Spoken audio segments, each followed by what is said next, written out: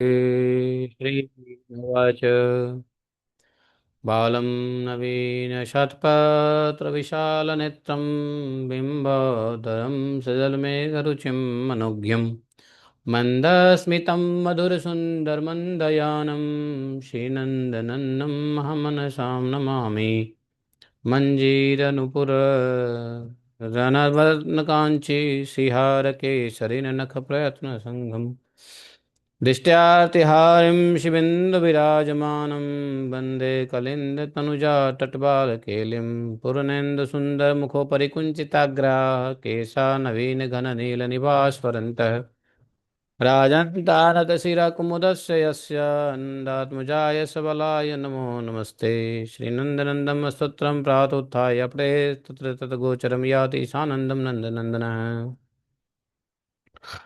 नंदन भगवान श्री कृष्ण की जय। आज हम लोग 15वां अध्याय पढ़ेंगे।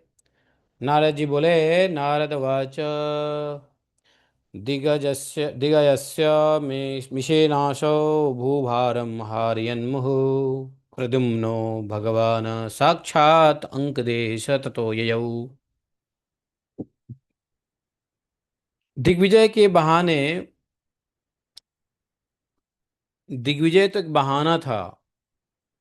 दिग्विजय के बहाने एक्चुअली भूभार हरण करने वाले साक्षात भगवान के पुत्र भगवान प्रद्युम्न अब इसके बाद पहुंचे अंग देश। अंग देश का स्वामी केवल अंतःपुर का अधिपति होकर वन में विहार करता था। वहां यादवों ने उसे जाकर पकड़ा और तब उसने महात्मा प्रद्युम्न के को पर्याप्त भेंट दिया। उड़ीस डामर अर्थात उड़ीसा। तो उड़ीसा के राजा महाबली बृहदबाहु को प्रद्युम्न को भेंट नहीं दी। जो उड़ीसा का राजा था बृहदबाहु, प्रद्युम्न जी को भेंट नहीं दिया, उपहार नहीं दिया। वह अपने बल के अभिमान से पागल मत हो रहा था। प्रद्युम्न जी ने जाम्बवती कुमार वीरवर सांब को उसे वश में करने के लिए भेजा। सांब रथ पे सवार हुए और धनुष ले हाथ में अकेले निकल गए। उन्होंने वाण समूह से पूरे नगर को आच्छादित कर दिया, मतलब खूब लड़ाई हुई, पराजय हुआ। डामराधीश उड़ीसा के राजा पराजित हुए, हाथ जोड़ लिया, हार मान लिया और फिर प्रद्युम्न जी को नमस्कार करके बहुत सारी भेंट अर्पित की। तत्पश्चात उसके बाद वंग देश के अधिपति मदमत्त एवं वीर राजा वीर धनवा एक अक्षौनी सेना के साथ युद्ध के लिए यादव सेना के सामने आ गए और यादवों की सेना की ओर से भगवान के पुत्र प्रद्युम्न देखते देखते वीर धर्मा की सेना को वाणों के द्वारा सब तहस नहस कर दिया, उसको भी हराया।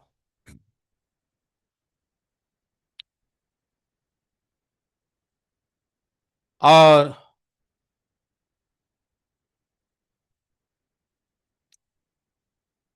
कुष्मांडो कुष्मांडोन्मादवे ताला भैरव ब्रह्म राक्षसा शिरांसी जगृहु वेगा अधर्मालार्थ हेतवे। कुष्मांड उन्माद वैताल भैरव ब्रह्म राक्षस बड़े वेग से आकर शंकर जी के गले की मुंडमाला बनाने के लिए वहां पर गिरे हुए मस्तकों को उठाकर ले गए।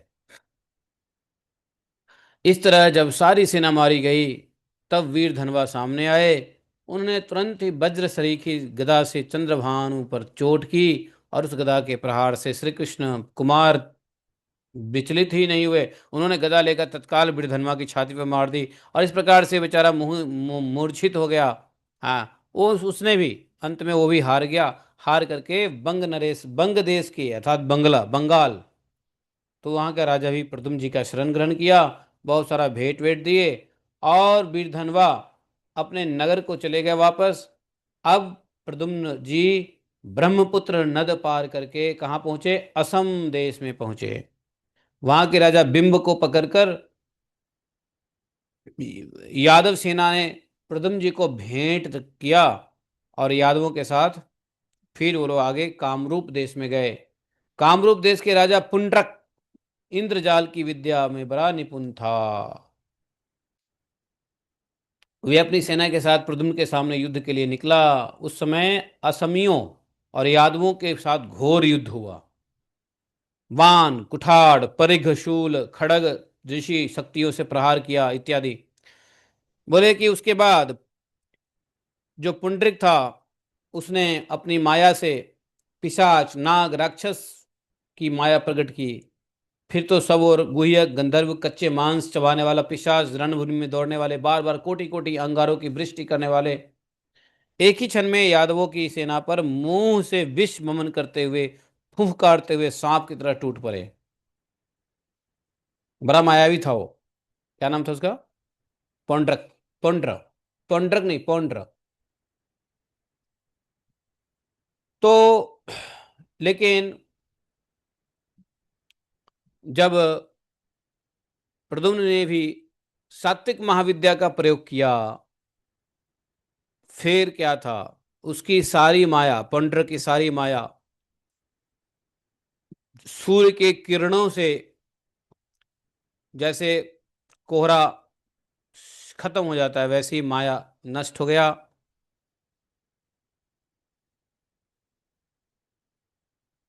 और पुंड्रक जी प्रद्युम्न ने जब बाण चलाए तो पुंड्रक 2 घंटे तक के लिए तो आकाश में घूमकर चक्कर काटता रहा, फिर रणभूमि में पटका गया। पुंड्रक हो गया मूर्छित।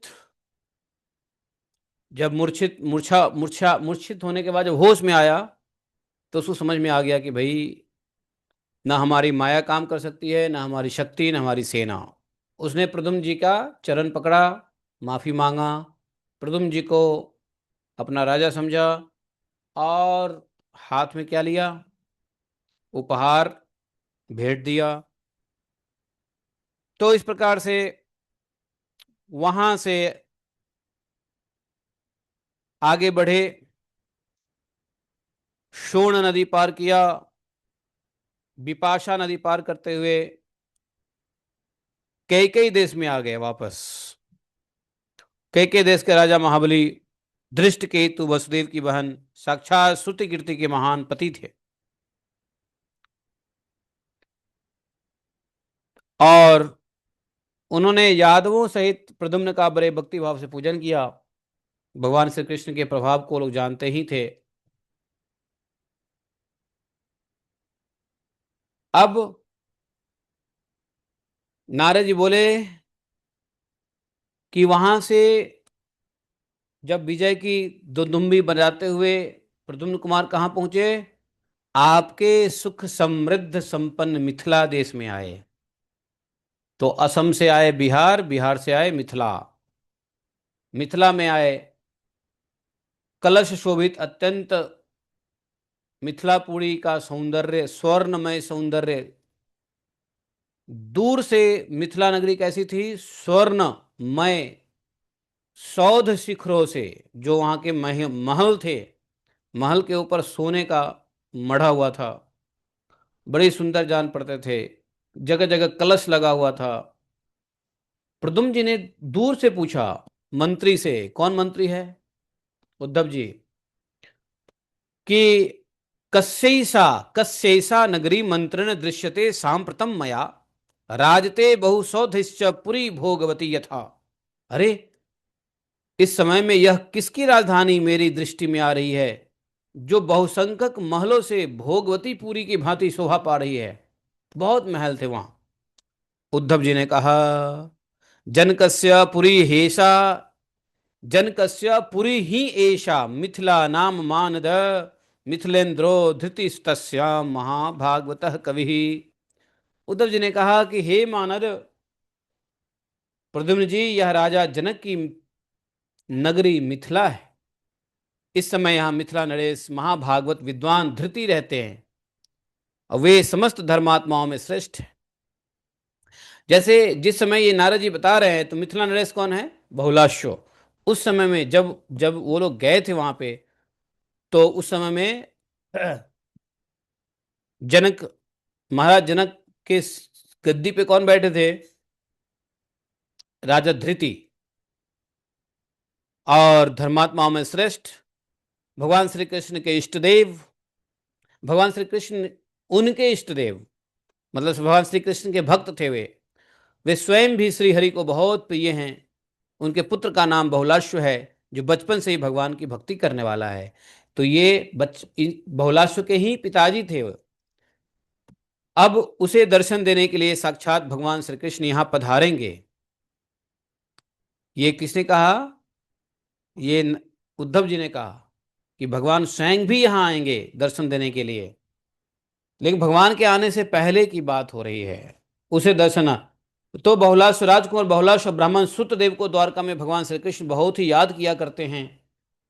इन्हें देवेंद्र भी नहीं जीत सकते, फिर मनुष्य की बात ही क्या है, क्योंकि धृति ने अपनी पराभक्ति से श्री कृष्ण को वश में कर रखा है। बहुलाश के पिताजी भी भगवान के बड़ी भक्त थे।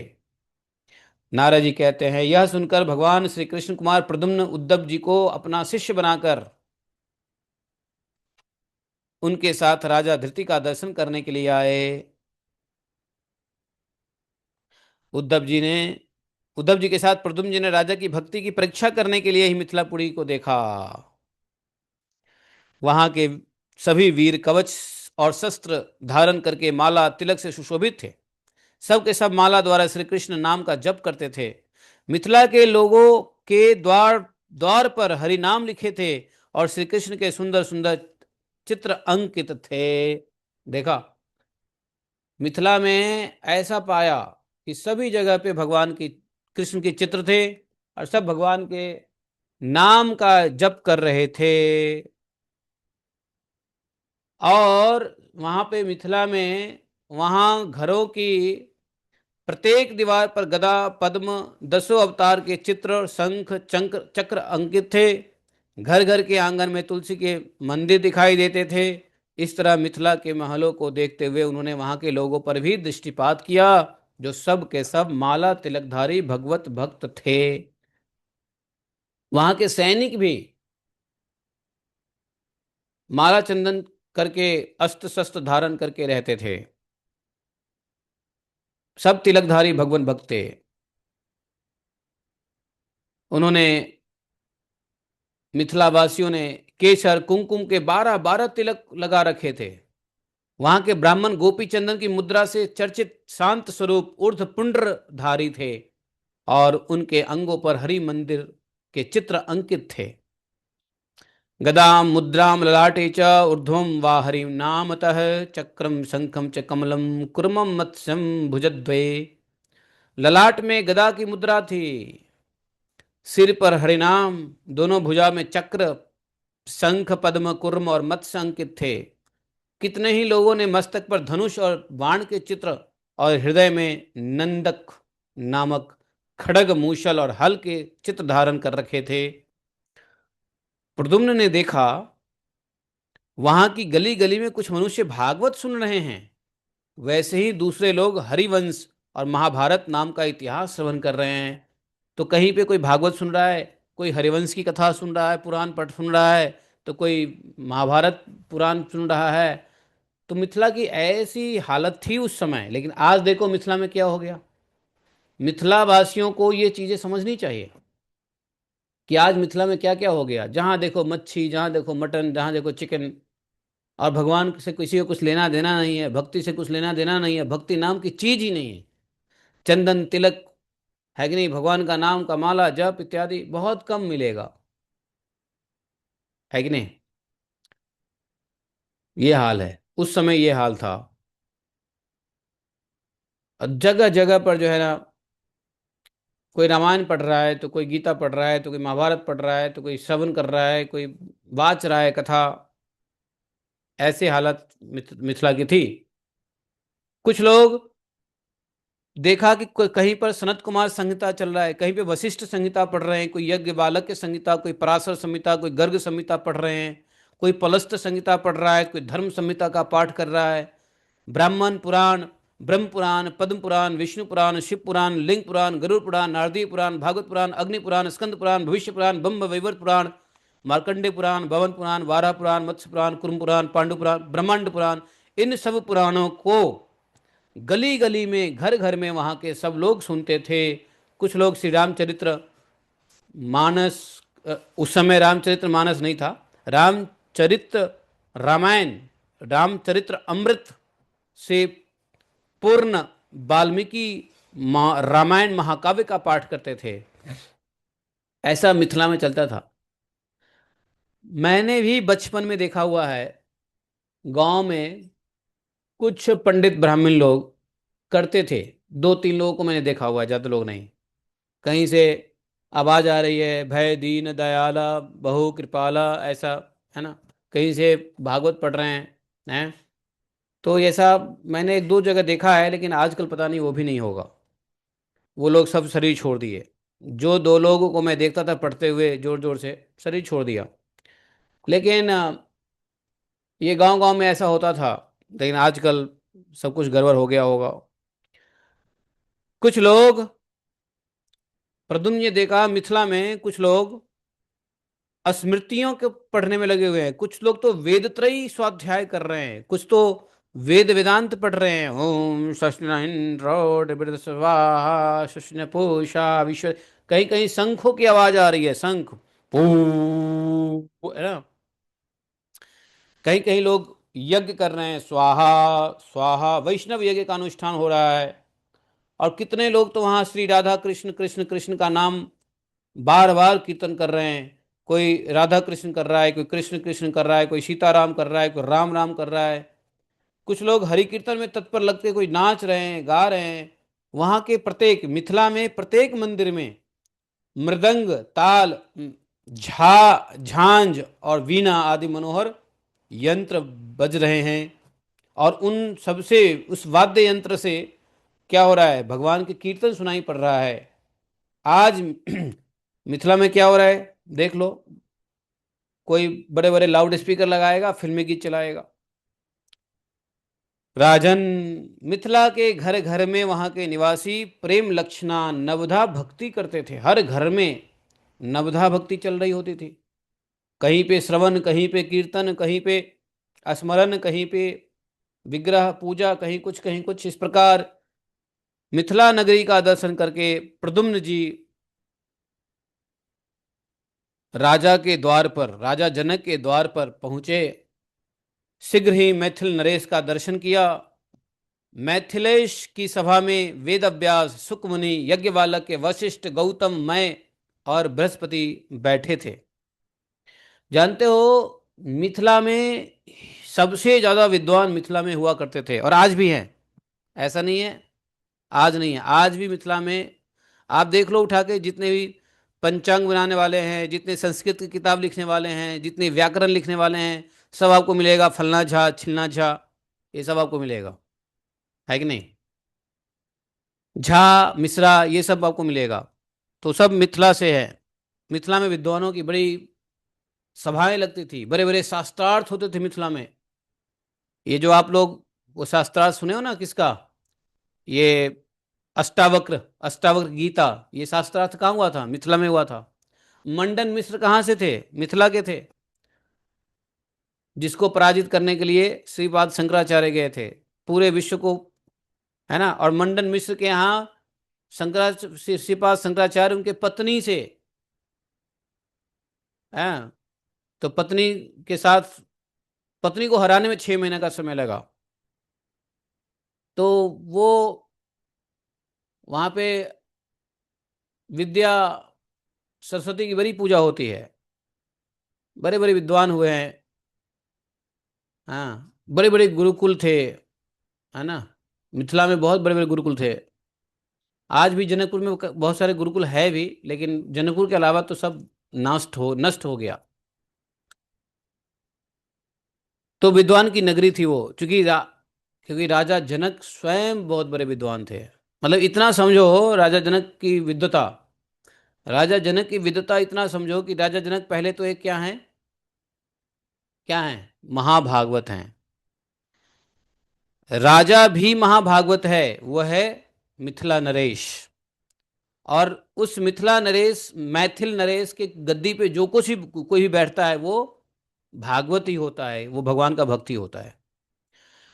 तो राजा जनक जी के विद्वता की इसी से अंदाज लगा लो कि व्यास देव जी को जब अपने पुत्र सुखदेव जी को ना समझा पाए तो सुखदेव जी को भेजा जनक जी के पास, और जनक जी ने उनको समझाया सुखदेव जी को, तब सुखदेव जी को समझ में आई बात। वही सुखदेव जी जो महाभागवत है, जिनकी वाणी हम लोग सुन रहे हैं, ऐसे सुखदेव महाराज को भी संशय का निवारण राजा जनक ने किया था। विदेह, वैदेही, विदेह राज, तो इतने विद्वान होते थे। और ये मैं तो सुना हुआ है, देखा हुआ है, लेकिन यहाँ पे गर्ग संहिता में ये बात लिखी हुई है। तो इस प्रकार से वहां पर कौन कौन थे? सुकमुनि, वेदव्यास, मैथिल के सभा में वेदव्यास भी थे, सुकमुनि भी थे, यज्ञ बालक के वशिष्ठ, गौतम, और नारद जी कह मैं, और बृहस्पति भी बैठे थे।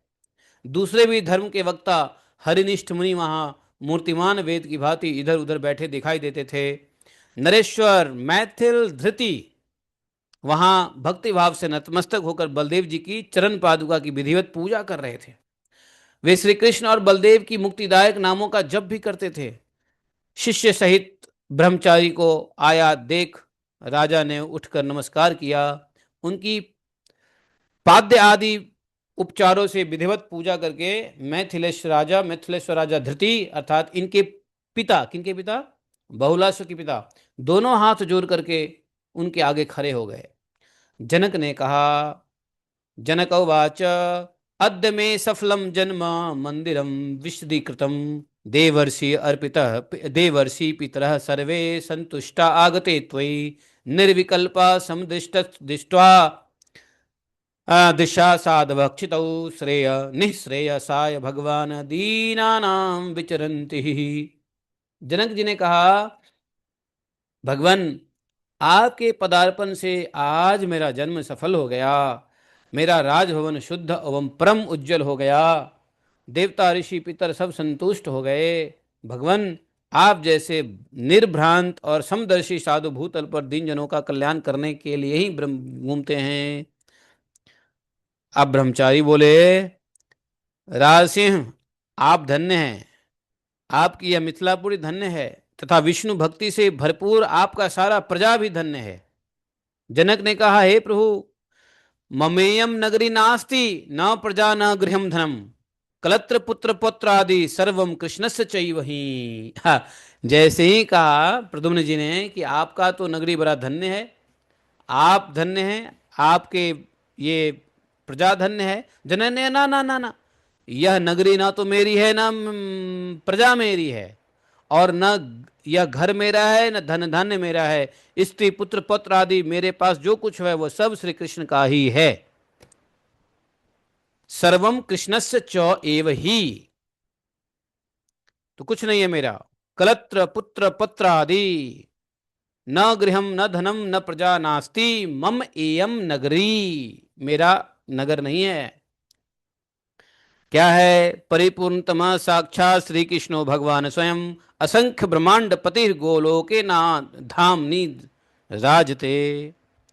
अरे साक्षात परिपूर्णतम भगवान श्री कृष्ण स्वयं असंख्य ब्रह्मांडों के अधिपति होकर गोलोक धाम में विराजते हैं। ऐसे भगवान श्री कृष्ण का ही यह सब संपत्ति है, मेरा कुछ नहीं है। इतने बड़े राजा अपना कुछ नहीं मानते।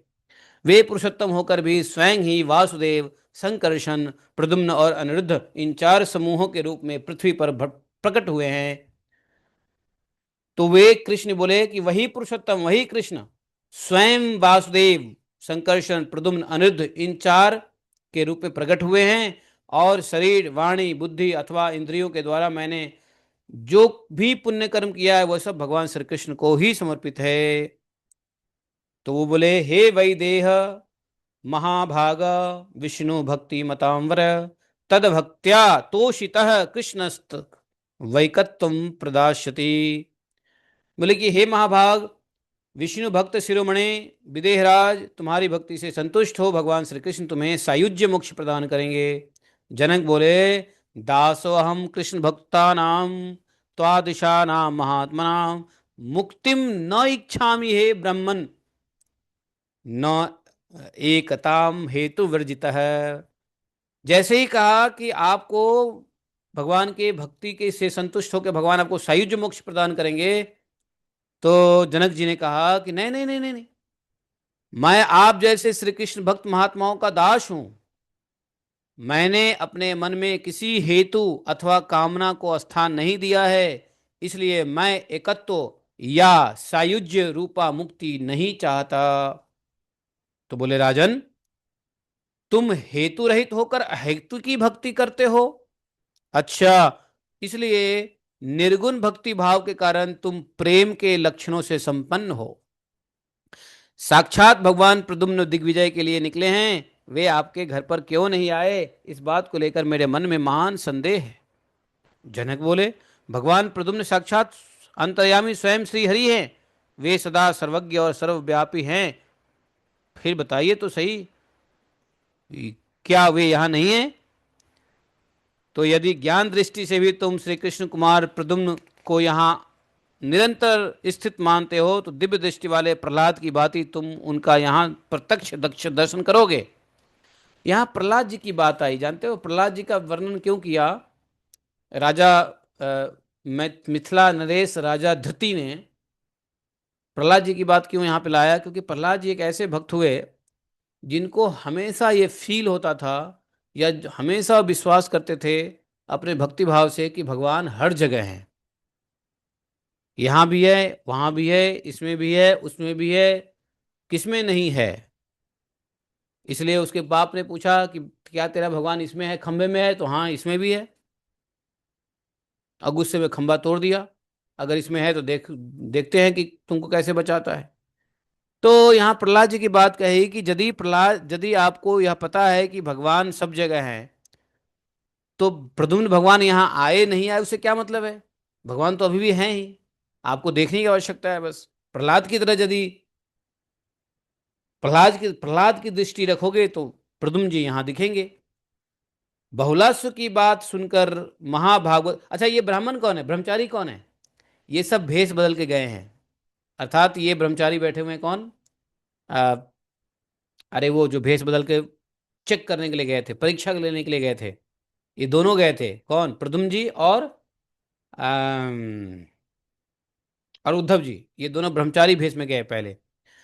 तो अभी हैं ब्रह्म है वो लोग दोनों वही हैं, लेकिन इनको ब्रह्मचारी भेष में है। तो जनक यही बोले। तो नारद जी कहते हैं कि यह सुनकर राजा धृति ने अपने मुख पर अश्रुधारा बहाते हुए गदगद वाणी से कहा, यदि मेरे द्वारा भगवान श्री हरि की इस भूतल पर अहेतुकी की भक्ति की गई है, तो श्री हरि के पुत्र प्रद्युम्न मेरे सामने प्रकट हो जाएं। यदि मैं श्री कृष्ण भक्तों का दास हूं, यदि मुझ पर उनकी कृपा है, यदि सर्वत्र में मेरी कृष्ण बुद्धि है, तो मेरा यह मनोरथ अवश्य पूरा हो। और प्रद्युम्न तो सामने खड़े थे लेकिन दूसरे भेष में थे। नारद जी कहते हैं, बहुलाश्व, इनके इतना कहते ही श्री कृष्ण कुमार प्रद्युम्न तत्काल ब्रह्मचारी का भेष छोड़ दिया और सबके देखते देखते अपने साक्षात स्वरूप से प्रकट हो गए। हरि भक्ति निष्ठ शिष्य उद्धव भी गदगद हो गए और मेघों के समान श्याम कांति प्रफुल्ल कमल दल के समान विशाल नेत्र लंबी लंबी भुजाएं जगत के लोगों का मन को हरण करने वाले सबके सामने प्रकट हो गए। कौन? प्रद्युम्न जी और उद्धव जी दोनों। उनके श्रीअंगों पर पीताम्बर शोभा दे रहा था, उनका शोभा संपन्न मुखारविंद मंडल नीली घुंघराली अलकावलियों से अलंकृत था। शिशिर ऋतु के बाल रवि के समान कांतिमान किरीट मुकुट दिव्य कुंडल करधनी बाजूबंद आदि से उनका विग्रह दिव्य दिखाई दे रहा था। प्रद्युम्न को इस प्रकार देखकर राजा धृति ने उनको हाथ जोड़कर साष्टांग प्रणाम किया और जनक जी बोलो, अहो अति धन्यम मम भूरि भाग्यम दत्तम त्वया मे निज दर्शनम ही जातो अद्य काया धवतुल्य आराध अहम कृतार्थो अस्मि कुलेन भूमना। जनक जी बोले, हे भूमन, मेरा सौभाग्य महान एवं अत्यंत धन्य है। अहो, आज आपने मुझे अपने साक्षात रूप का दर्शन कराया है। आज मेरी महिमा कयाधु कुमार प्रहलाद के समान बढ़ गई है। आज मैं अपने कुल सहित कृतार्थ हो गया हूँ। जैसे प्रहलाद का विश्वास था कि नरसिंह भगवान भगवान इसमें हैं और भगवान प्रकट भी हुए, वही कहा कि आज तो प्रहलाद की तरह मेरी आपने सम्मान बढ़ाई है। हमने कहा है कि प्रद्युम्न यहाँ आए और आप आ गए। प्रद्युम्न जी ने कहा, राजन, तुम धन्य हो, मेरे प्रभाव को जानने वाले भक्त हो। मैं इस समय तुम्हारे भक्ति भाव की परीक्षा के लिए ही यहाँ आया था।